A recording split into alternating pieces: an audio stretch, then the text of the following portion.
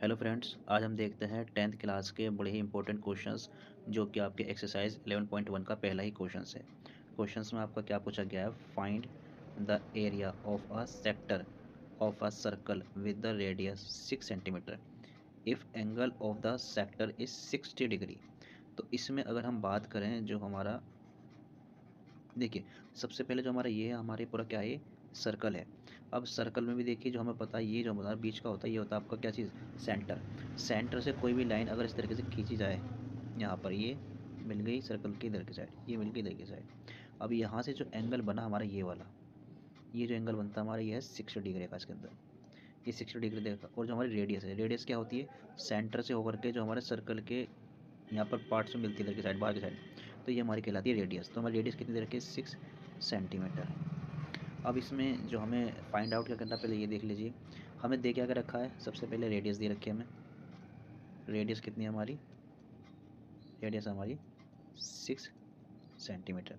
उसके बाद में जो थीटा है, थीटा में कितना दे रखा है, 6 डिग्री का दे, 60 डिग्री का दे रखा है। तो एरिया ऑफ सेक्टर निकालना हमें, area of sector. Area of sector का फॉर्मूला क्या होता है हमारा, थीटा अपॉन में 360 और पाई आर की पावर 2।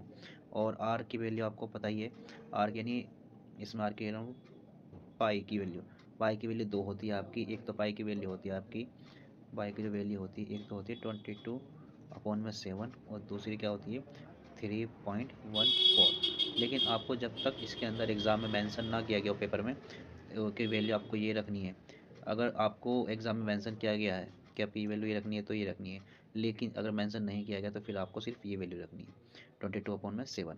तो अब इसमें देख लीजिए, थीटा की वैल्यू हमें पता है कितनी आ गई, थीटा की वैल्यू यहाँ पर 60 डिग्री हो गई, थीटा की वैल्यू। उसके बाद में टोटल कितना है 360।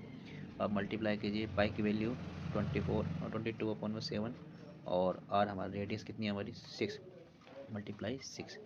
अब काट लीजिए इनको, 6 से 6 काट लिया हमने, 6 से 6 काटने के बाद में अब क्या क्या बचा हमारे पास में, 6 1 6, इससे काटेंगे तो 6 6 36। उसके बाद 6 1 6 आपका क्या बचा 22/7 मल्टीप्लाई में 6। अब इनकी मल्टीप्लाई के लिए 6 की अगर 2 से करो तो 6 2 12, क्या गया 1, 6 2 12 और 1 13/7। ये हो गया आपका आंसर। यानी इस वाले सेक्टर का हमने आंसर निकाला है। जो सेक्टर हमारा ये दे रखा है, कितना है इसका एरिया, 132/7।